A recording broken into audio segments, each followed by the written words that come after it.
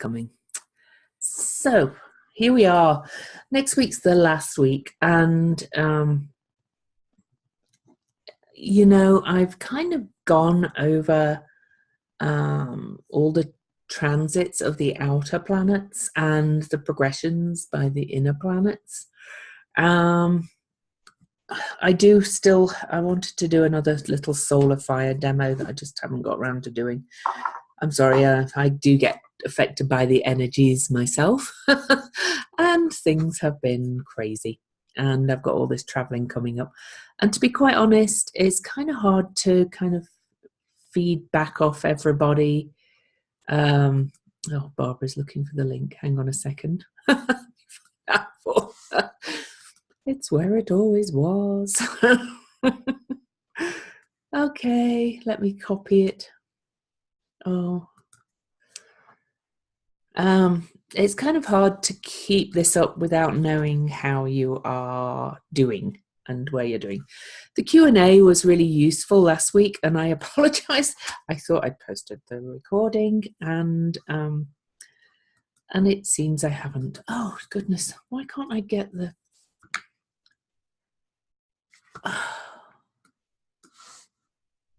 I'm sure Mercury's still retrograde.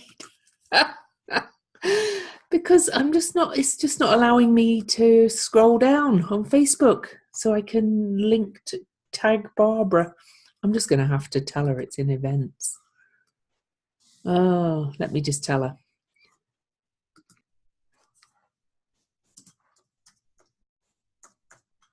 In events. It's always been in events. Sorry, I don't mean to be. It's just, I've asked several times for some homework, and particularly with this, it's hard to know whether you're getting it unless I get any kind of feedback. So, as I've said it before, this is kind of a level 2, so we're looking at transits and progressions. We are going to look a little bit at eclipses, so you can look at that. So this is kind of more predictive astrology, all right?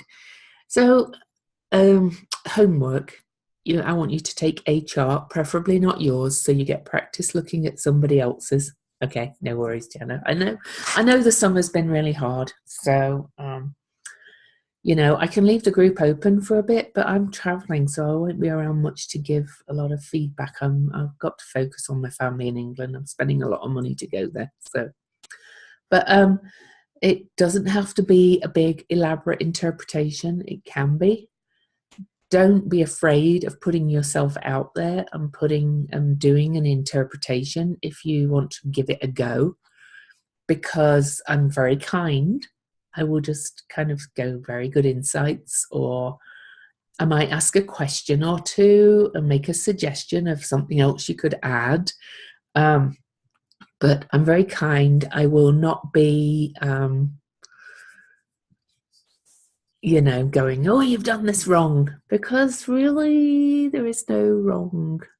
If you're way, way off, which none of you are going to be, you're just not going to be, then I might gently guide you to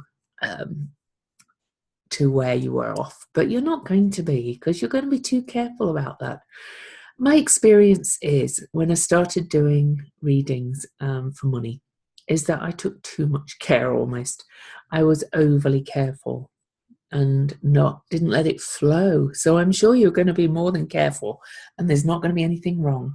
But anyway, if you want to do a big interpretation, have a go. It's great practice in a very small and safe place with very people who want you to do well. If you don't feel safe doing that yet, just do a list of transits and progressions that you would look at if you were doing an interpretive consultation. Just pick out what jumps out at you after you've kind of looked at it and done your list. What themes do you see? What do you think, you would talk to the client about? And I did want to talk about that a little bit, going by what Teresa said this morning. everything always starts at the natal chart. But when I say do a transits and progressions reading, or look at the transits and progressions, look at what you would look at that's happening by transit and progression in relation to the natal chart.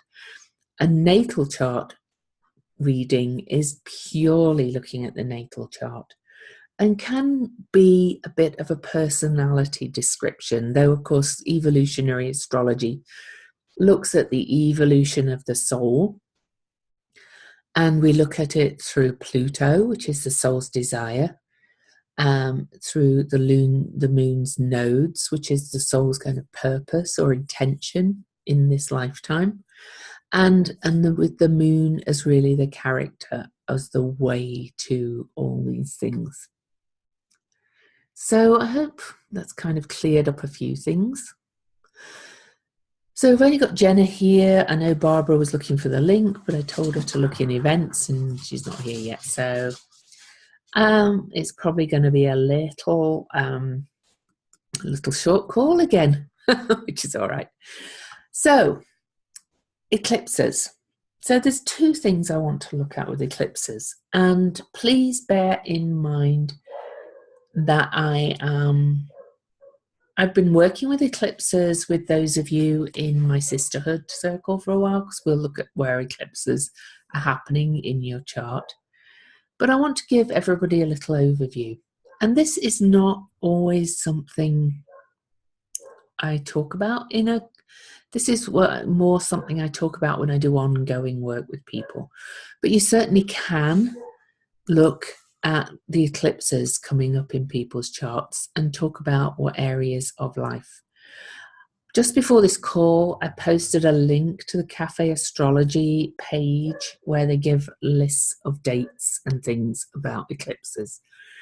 I always have, you probably can't see it. Maybe if I do, hang on. Maybe if I do this, oh yeah, you can see it a little bit. You look over this way and, oh yeah, this one's the one. I buy the, and there's other calendars do it, but I always buy the calendar from Planet Watcher because it's not very expensive, and have that on my wall. And that kind of gives the new and full moons right throughout the coming year and gives eclipses. But there's other ways to find them. There's the Cafe Astrology table of eclipses. So let's talk a little bit about eclipses. Now, I just thought this might be an actual nice add-on, because I always like to give extras, and it's giving you a little bit more time to do your homework. But there's no, if you want a really good book on this and to look, and she talks all about transits and progressions also. This book, The Eagle and the Lark, by Bernadette Brady. I'm not going to explain what the eagle and the lark is, but it's all about looking at the bigger picture and honing in. So I want to talk about using eclipses for predictive. What most astrologers do, and she talks about it, is since eclipses always come in series and things, and I'll talk a little bit more about that as well.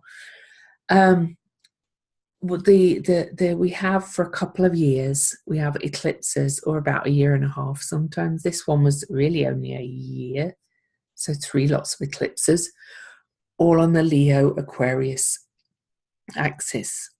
And then we'll move on and they retrograde into another sign, because eclipses always follow the moon's nodes.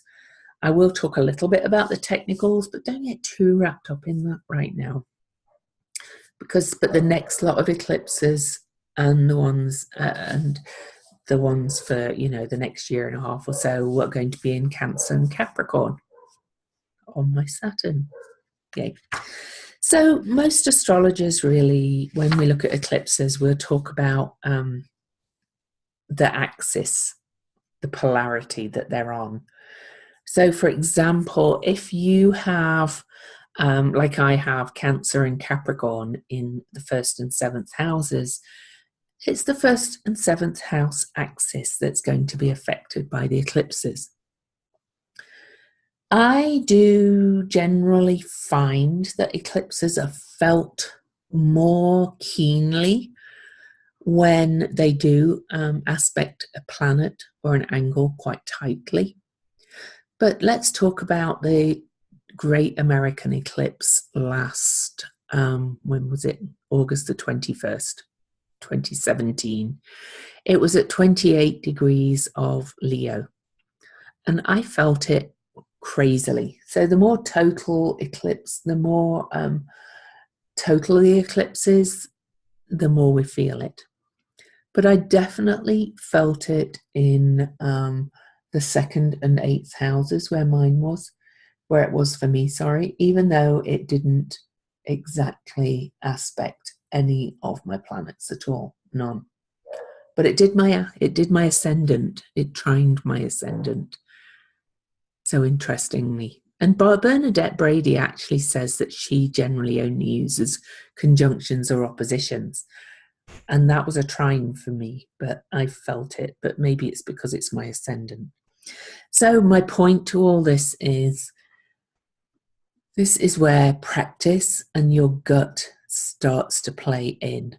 I don't think any book can give you exact way of feeling into a chart and doing it. So we look at the house placements, and that's probably the safest way to do it. So the polarity of houses, looking at that for where eclipses fall. Okay.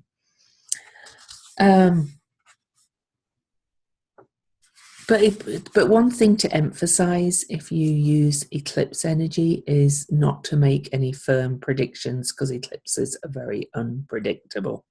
Okay. So, and we have a president in this country who was born on an eclipse. There you go. A full moon eclipse, a lunar eclipse. Actually, I think he was. I don't spend too much time looking at his chart, to be honest. Yes, Trump was born on an eclipse. You have the same ascendant as him. Yeah. You see, everyone manifests these things slightly differently, Jenna. That's why you can't say, oh, an eclipse will do this. But yeah, he was born on an eclipse. Yeah. And Teresa, we've discovered last week, she was born on a new moon eclipse. And you probably haven't had a chance to look at that call yet because I forgot to post it. So, but it's there now. It was there from yesterday. Solar eclipses are usually more dramatic. They usually have more, they're dramatic in visually, and also kind of really emotionally. Solar eclipses tend to have more effect. So a solar eclipse is when the moon passes between the Earth and the sun and blocks out the sun, partially or fully. And a lunar eclipse is when the Earth passes between the sun and the moon and blocks out the sun's light on the moon, so that the moon goes that reddy, blood red thing when it's partial. Okay. So there are degrees. So put it simply, an eclipse is always an eclipse when the moon and the sun align close to the nodes, okay, which only happens twice a year. And sometimes we only have one eclipse. Usually we have two in each eclipse season. And sometimes, like this time, we have a crazy eclipse season and have three. So if a solar eclipse is within 10 degrees, it's going to be a total. So that's 10 degrees from the nodes. If it's between 10 to 15, it's going to be partial, more than likely. And 10 and 15 to 20. So it can be quite wide. So 20 degrees is going to be partial. And I can't remember what Teresa's was, actually. Teresa was, she was quite wide, but Let me have a quick look. You'll see it on last week's if you want to have a look. So I'm going to talk a little bit more about these eclipses and kind of how I would interpret them for people.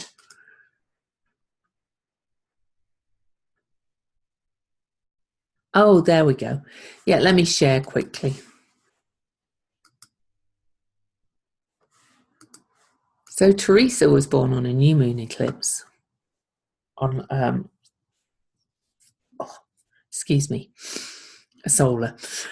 Because look, but it would have been the moon, she's just born after the eclipse, but I would say she's an eclipse baby. So the moon would have been back here at about 7 degrees with the sun on the new moon. And that's within 16 degrees of the North Node. So she is in a North Node solar eclipse. Okay. So that's how you can look. If it's within, so you might want to look a little bit back, and hers will look at prenatal eclipses actually. So her prenatal eclipse was just before she was born. So that's kind of intense as well. So we're going to talk about that as well. Okay. So a new moon occurring within, was now she says 18 degrees and 31 minutes of the North or South Node can be a partial solar eclipse. Some say a bit further, but let's put it to that, okay? 18 degrees and 31 minutes of the North or South Node is a solar eclipse, okay? And if it's close, oh, Jesus, excuse me. I'm getting a lot of spammy calls today, unknown numbers and things like that. In a lunar eclipse, the orbs are much smaller. To be total, okay, if it's a total, it would only be between 3 degrees and 45 minutes from the nodes is a total lunar eclipse. If it's within 3 degrees 45 minutes to 6 degrees of either node, it could be partial or total. And if it's more than 6 degrees, it's a partial, but only up to 9 degrees and 30 minutes. Okay, so if it's a full moon near the nodes, it has to be a lot tighter, has to be within 9 degrees. She's very precise here, and 30 minutes. If it's a solar eclipse, it has to be within 18 degrees and 31 minutes, okay, from the nodes. So that's how we know.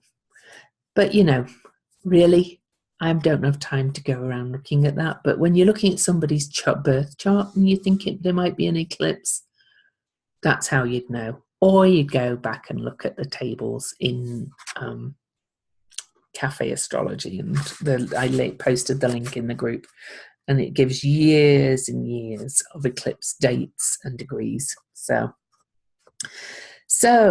how often do we get a new or full moon occurring within the orbs discussed to make it an eclipse? Since the formula for an eclipse is a new or full moon conjunct the nodal axis, then whenever the sun approaches a conjunction to the nodal axis, 1, 2, or 3 of the new and full moons in that period will be eclipses. The sun crosses over the nodal axis twice a year, once over the North Node and 6 months later over the South Node. Thus, in any given year, there will be 2 eclipse seasons when the sun moves within an 18-degree orb to the North or South Node. From that point, the sun will take approximately 36 days to travel over the nodal axis and then move a further 18 degrees away from the nodal axis. So the length of an eclipse season is about 36 days. Any new or full moon that occurs during these 36 days, so I'm just going to go back and look at the last ones in a minute, within the orbs given above will be an eclipse. All right. So these last three eclipses, for example, first one was on July the 12th. So I need to go back.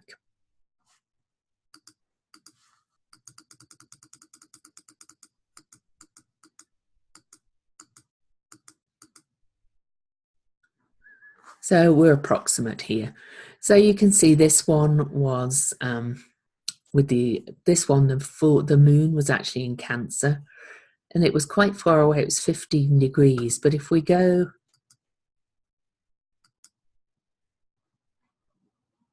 so the North Node's at 5 degrees.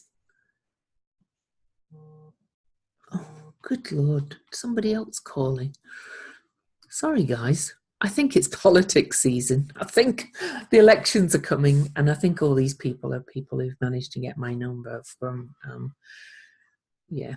So anyway, the sun is now within about 18 degrees. So really the eclipse season kind of opened up way back on July the 9th. The first eclipse was at July the 12th when we had the new moon. So that was the solar eclipse. 2 weeks later, we had the lunar eclipse on July the 27th. And that was a total, because look, it was only within 1 degree, just about. All right. And then we had on August the 11th another solar eclipse. And that was quite far away. It was about 14 degrees away. So it was a partial solar eclipse. Now you can, I don't expect you to remember all this, but over time you gradually get to know these things. And I find it really interesting because, we go through all our lives before, well, I did. Maybe you didn't. Just saying, oh, it's an eclipse, and just assuming that, somebody else works it out and things. I find it interesting actually learning how this all works. And Brett, Gemini Brett, is fabulous at that one. I don't know if you follow him, Jenna. I know Barbara follows Brett. He's absolutely brilliant at doing the eclipses. So then as well, though, when we have eclipses, they always come in cycles. And we have these wild cards who can be predicted in timing, but whose results, yeah, sure, absolutely, I can share a link to his profile. He's very accessible. He does astronomy for astrologers. Fabulous person, isn't he? Let me do that one while we're on. Brett Joseph, his name is actually, but he used to call himself Gemini Brett until Facebook made him change his profile. But he's a lovely guy, and he is the one to follow. His live streams are really long though, but yeah. He does go on. I'm just putting a link to his profile in the group.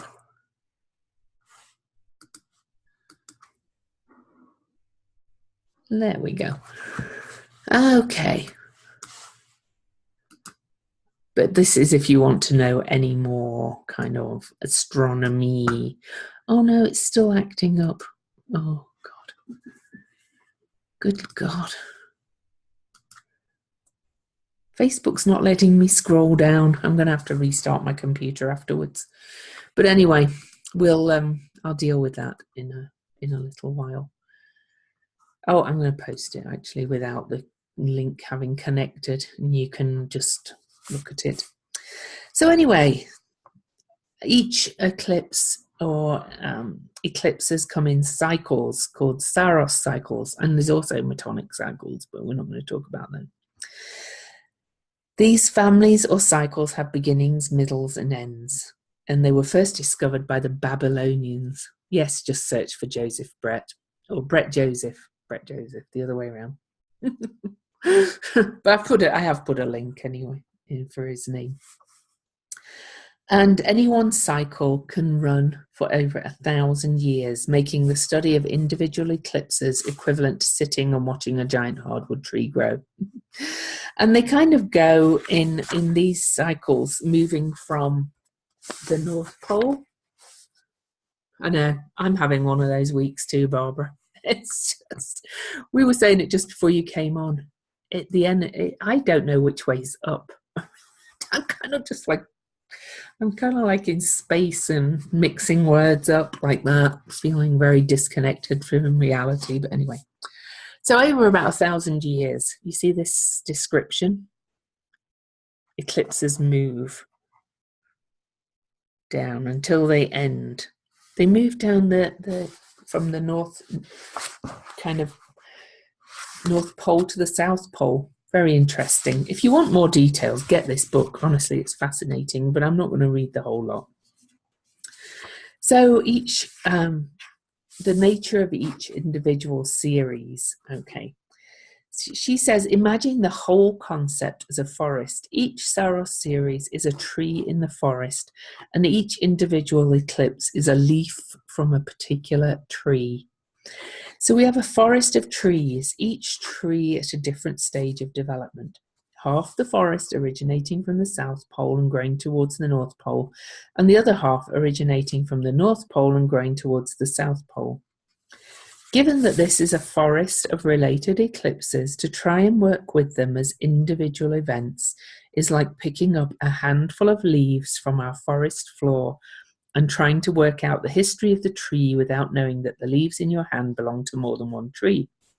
At the same time, examining the effects of an eclipse one year and then applying that knowledge to an eclipse happening in the following year is like working with a maple leaf to give you knowledge of a pine tree.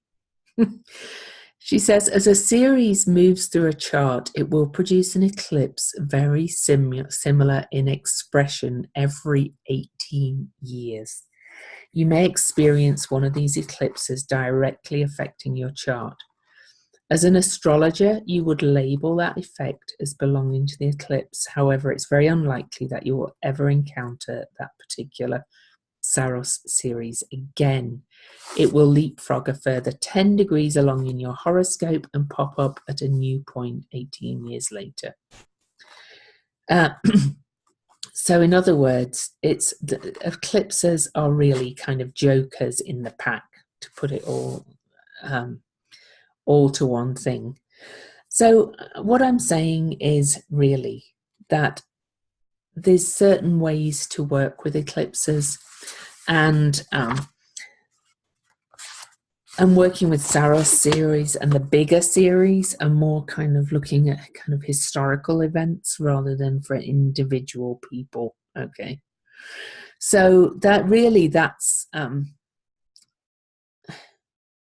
so when people get over, I'll talk about where the eclipse is in the chart in the group calls and things.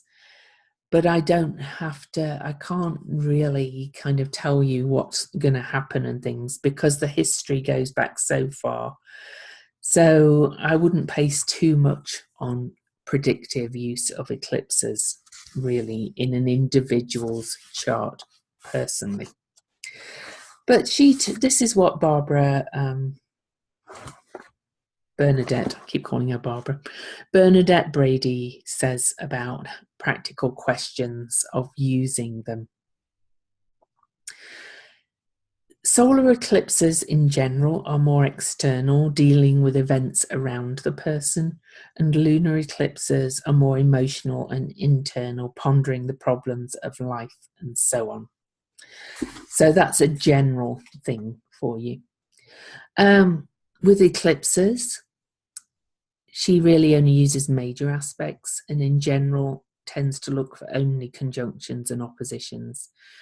Sometimes the square, if it's squaring a luminary, the natal sun or natal moon. But as I said, I think natal ascendant could probably be talked as well. Use a very tight orb, okay, 2 degrees really. unless you feel a little bit more, maybe 2.5. Don't use them. Don't use big wide orbs and say, oh, it's really near this sun that's 10 degrees away, because it really won't have as profound an effect. But she likes to describe it as this. Okay, let's imagine eclipses like spotlights shining on the pathway of your life. These lights are not on all the time, but they switch on, catching you in mid-action, so to speak. As this spotlight shines, it will illuminate an area of your life. Whatever has been pushed to one side or shoved under the carpet will become obvious. This brings to the surface of hidden This bringing to the surface of hidden problems can be dramatic and emotional. However, it's an opportunity to become aware of issues that may need some work. You can, of course, choose not to work on the problems which have come to the surface. You could choose to blame it all on someone else and so on, but this may not lead to a healthy future. If you do choose to accept the challenge offered by the events of the eclipse, then although it may be a hard struggle or possibly just an easy ride, depending on the Saros series involved, the effects of the eclipse could be very long term. It can change your life. Okay. So I'm going to just, and the reason why this book is so brilliant is because she gives a little summation in the book somewhere, and I can't go through it all, for each of the series, the meanings. So, oh gosh, I can't find it now. August 21st, 2017. Okay, was what series? It was part of Saros Series 1 North. Okay, and somewhere in this book, and I can't find it now, Saros Series 1 North, she tells you what that whole eclipse is about, that series, and how that might affect you in the area of your chart. So I would recommend, really, if you want to work with eclipses, get this book. Okay. How do I spell what? Which one? Oh, gosh, I wish you could speak, because you're saying, oh, Saros, Saros. Yeah. You're welcome. I'm going, how do you spell it? You go, I can't spell it. Sorry, that made me laugh. So really, I just thought this was an extra nice call, because it gives you a kind of an extra thing to look at. There is information on the web about you know, working with these bigger as well, in a bigger way as well. But and I wish I could find where it says what Saros Series 1 North is, because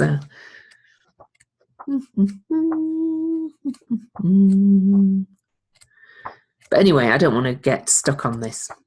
What I do want to also talk about is another thing that can be really, really useful to look at with people, is their prenatal eclipse. So rather than looking at eclipses coming up, kind of, if you're looking when I do a consultation, and I'm calling them consultations now because they are more kind of what's going on with you, what do you want me to look at, kind of thing. That's how I do it more nowadays. And I start, of course, with the natal chart, and usually I will look at their Pluto and their nodes and connect all the rulers to that, and look at really their soul's desire and how their soul is evolving in this lifetime. And this is another way of doing so, their prenatal eclipse, particularly their prenatal solar eclipse. But there's a bit of disagreement on all this. So okay, let me get to the thing I wanted to talk about. prenatal eclipse is the last eclipse of the sun to have occurred before your birth. And you can look at that list, that link I put in the group. It's considered by karmic astrologers, such as there was an astrologer called Rose Lineman, Lineman, or Lineman, Rose Lineman, to be the primary significator of the karmic path of the individual, indicating all past life karma, debts, and assets alike that is relevant to this current lifetime. The kinds of relationships and perplexing situations in the present incarnation required for karmic progress. The means of resolving karmic problems, a path to spiritual understanding, and certain facets of evolutionary progress. So if you really want to go deep, and I know it's fascinating, this prenatal eclipse stuff, Barbara. It's and it ties in so well, to my mind, with the soul astrology of evolutionary astrology. How do you find out? Well, I posted that link to the Cafe Astrology in the group. You go to your birth date and look when the eclipse was before your birth. The one before, yeah. Mm-hmm. Yeah. Okay. So, yeah, it's the last eclipse of the sun to have occurred before birth. Okay. Some astrologers think, there's some astrologers think that there's that the solar eclipse, if the one before the birth was a solar eclipse, that people feel more comfortable with.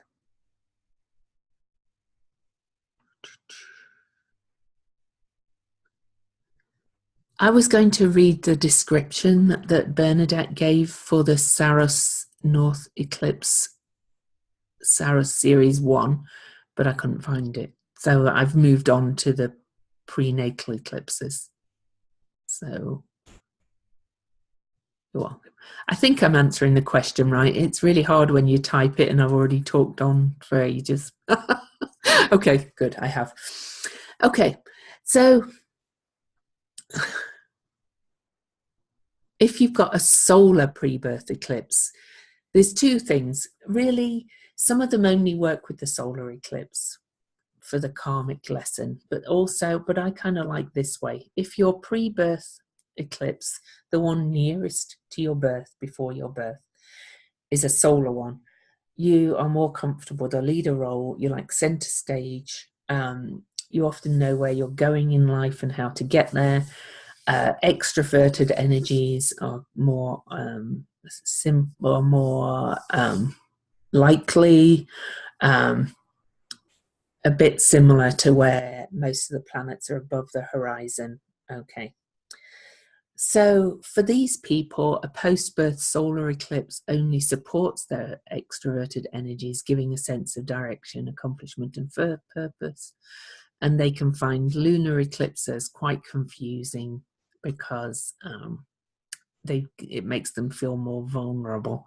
In other words, their focus is more external.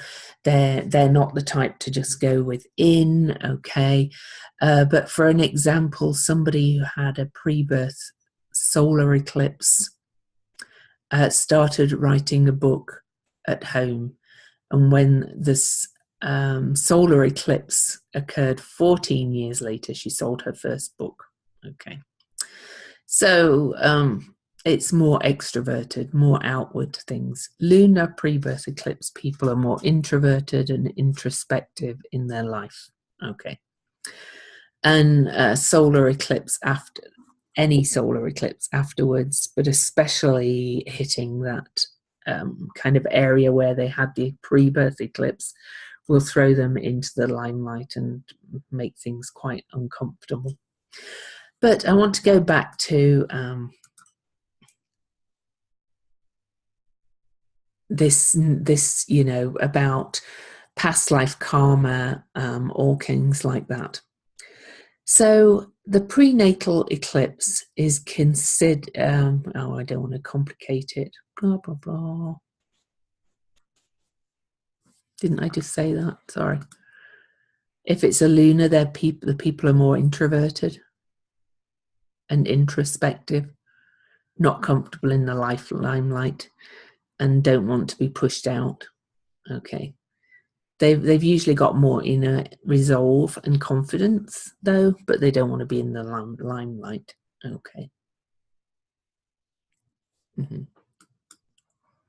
that's answered it. So you with your prenatal eclipse, you'd look at your house placement, okay, and you'd look at any natal planets aspects as well. Harmonious aspects usually act as channels to spiritual growth, while inharmonious ones tend to inhibit it and indicate blockages to be overcome in this lifetime.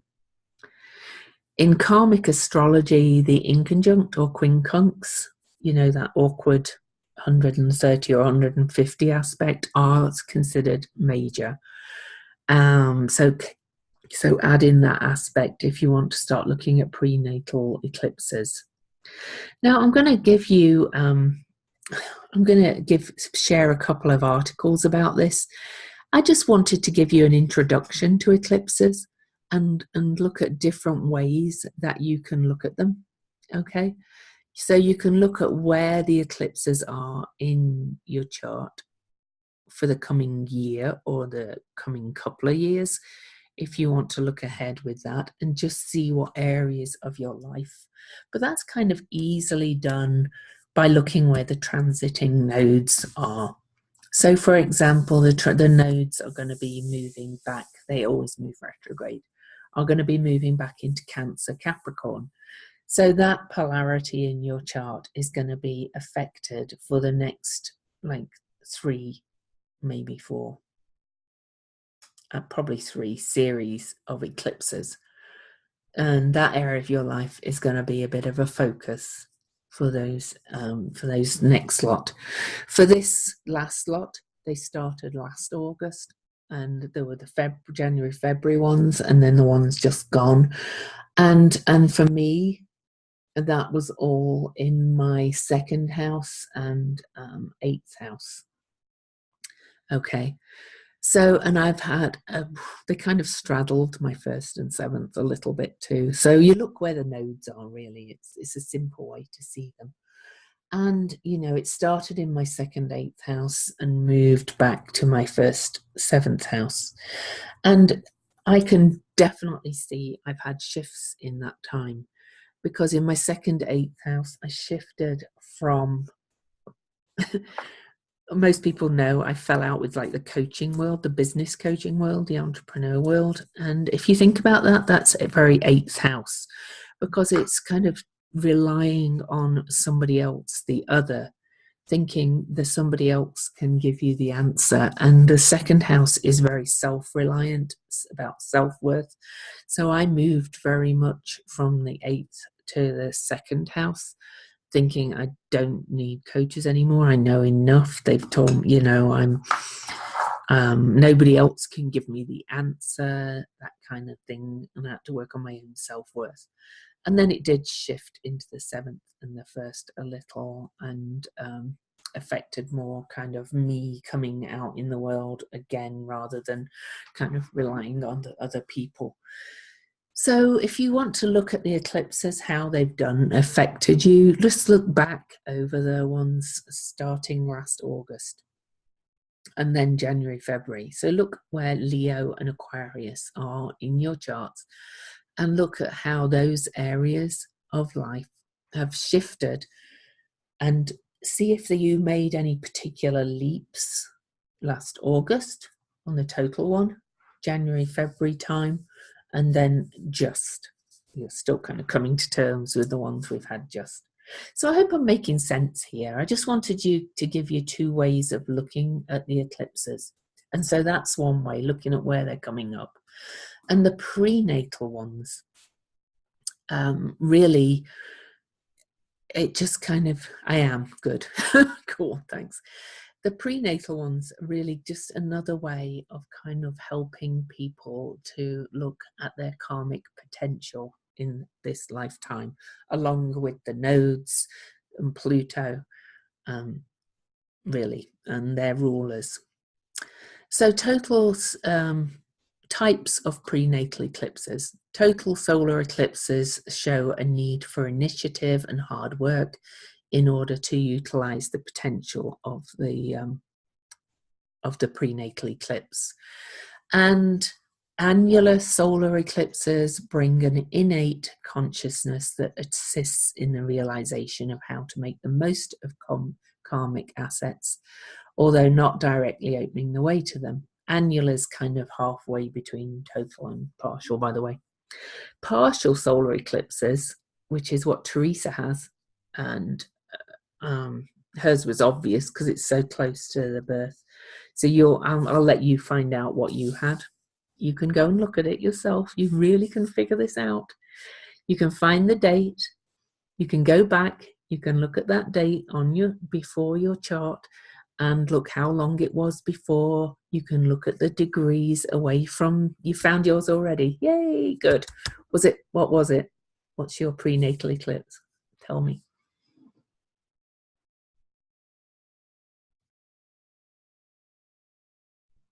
13 Aries and Libra. Do you know if they were total or partial? Were they quite a lunars first? Yeah. So which was the moon in? Well, if you go back and look back to that date, you'll see how far it was from the nodes. So you'll see whether it was close, whether it was like closer to 18 degrees. So it was an Aries lunar eclipse then. Because you always go kind of where the lunar is. And then you look whether it was a north node or a south node. You can get quite detailed about that. If the moon was closer to the south node, that's more future oriented. If it's closer to the north node, it's more, yeah. Mm-hmm. Oh, so yours was quite close then. Because sometimes, the eclipse can have the nodes in the prenatal eclipse. Sometimes the nodes can be in a different sign to your natal north node, depending on where your north node is, of course. Anyway, it's interesting to look into further. So, draw it out. So a north node solar eclipse, but yours is a lunar, but north node solar eclipses indicate an evolutionary state characterized by relative ease of access to spiritual enlightenment. So if yours is a north node eclipse before yours, even though it's a lunar, I would say that you're kind of more inclined to be a bit introverted. And I would say that's probably true of you. And I'm kind of a little bit not loving being in the limelight, even, or naturally drawn to the limelight, I would say. But because it's a north node eclipse, you have more natural inclination towards emotional and spiritual enlightenment. Okay. Whereas a south node prenatal eclipse can bring a lot more blocks, because if you think about it, you're kind of pulled to the past more than to the future all the time. So it starts to make sense if you think about it in that way. Okay. So there's lots of things that you can add to it. You get it, yeah. And some people think you can look at the solar and the lunar. So you could look at both of them. Okay, because they come in pairs. So you could look at both and see what you feel they say about you. I'm going to post an article so you can look at it a little bit more. But I just thought it would be fun you know, rather than just sticking to transits and progressions, which are the meat of all this, of predictive astrology. Eclipses kind of just add a new interest, another wriggle, and I thought let's kind of look at all this. And so you look, a new moon eclipse. Yeah. So yours was a solar eclipse, the one prior to it. And yes, so, and you would kind of look at where that was in your chart and really feel into what it says about you, you know. I wouldn't just look at for a real rigid interpretation. I would look at your house placement, say, right, okay, so where was that prenatal eclipse in my chart? Where did that show up? What did that lead to? What has it shown up in my life? A solar eclipse in Aquarius, and a prior one. What does that say about me? Solar eclipse in Aquarius. Do you know if it was a north node one, conjunct the north or south node? You'd have to go back and look at the chart, really. If it was a north node one, you know, it would kind of indicate to me that you had more ease in kind of spiritual development, more ease in moving towards your north node. But yeah, have a look at it. I'm going to post a couple of articles because there's a really good one here by Philip Sedgwick, his name is, and he writes a kind of, but he's hard to read because he insists on always using like the prenatal eclipse. He always has to call PE, and LE is, you know, and IE is the initial eclipse. So you're always having to remind yourself what all these are. But it's an interesting one. It might start you on another track. This is a good book. I just wanted to really open up another way for you. This is a brilliant book anyway, though. Okay. She talks about all kinds of work with transits and things if you want to even kind of expand on what you've learned here. But I also suggest, yes, the prenatal eclipse degree transits by the outer planets are important, and also if the eclipse is triggered again by future eclipses, and new and full moons probably as well on those. Yeah, they can trigger another. It's more in the terms of karmic evolution. Yeah. So I think it would be an interesting thing to put your prenatal eclipse degree on your chart and, you know, just have it written on for your own thing. I don't know if I'd get too tied up with it when you're doing a reading or a consultation for a client, unless you do ongoing in-depth work with them. Then it can become really important. Okay. So any questions? I kind of thought this was just going to be an extra week, so I'm not going into much more depth. I just wanted to open up the whole subject of eclipses for you. I'm not looking anybody's eclipses up. You can all do it yourself. So, no questions. But you can ask in the group. But I would suggest doing the other homework before you get too wrapped up in this little rabbit hole. Especially if you do want to actually do some practice as an astrologer. I still think you could mix astrology and photography in a very interesting way, Jenna, at some point.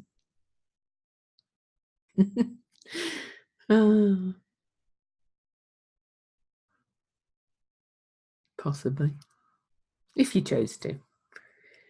Anyway, yeah, I would like you to do a chart interpretation. Yes, but like I was saying at the beginning, I don't want you to get tied up in fear of criticism and fear of doing it wrong. If all you can give me in the group is, give me the chart, give me a list of transits and progressions that you think are significant and that you would look at, and any patterns. If you can just give me a bi-wheel, if you like, or the chart, so I can just look at it. You don't have to figure out the whole way to do the dynamic printout. I can kind of look, I can see it if you tell me. But if you feel braver, like Teresa asked if a video interpretation would be good. If you want to do a little video, this is how I would interpret this chart, and this is probably what I would talk to this client about. Do that. The more the better for practice, really. But I just want to see that you're seeing the patterns, really, and seeing that, seeing what you would look at is kind of more important than what you would exactly how you would interpret it. Because, for example, this is why I do consultations now. And don't do a reading without people present, because I do think it needs some input from the other person, because especially for looking ahead, because there is a few ways of interpreting it. So, Saturn, for example, somebody's entering the second Saturn return like me. Clearly, you would say it could be a challenging thing, but a challenging time, or a time of great maturity and growth. But it depends on the house placement, depends on other aspects, also depends on what's coming out of that person's life as well. Or say a chart interpretation where Neptune is entering a 7th house or an 8th house. That can mean a fading out of a relationship, or Uranus can mean sudden, like, the partner suddenly leaving somebody if it's in the 7th house, but you wouldn't say that to them. But you'd actually need to know they're in a relationship first before you even allude to problems in a relationship. So this is why I think it has to be a partnership, a consultation, not just this is how it's going to look for you. So. And I just want you guys to practice it a little bit, really, so you can get an idea for what you might say to people. So, unless there's any more questions, I will toodle off. Got to take my youngest to the bank. And I'll get this one up before the day before the next call. We're going one last call next week. It's at the later time, 3 o'clock Mountain. You're welcome. Thank you. Love you guys. And then, yeah, one more call. And then, so next week, that would be, I can't remember what date. 31st.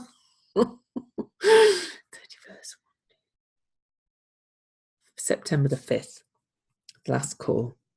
And then by the next Wednesday, I'll be away in the UK. So, because I leave on the 11th. So you'll kind of have till I go to England to post stuff and ask questions. All right. So have a great day. Bye.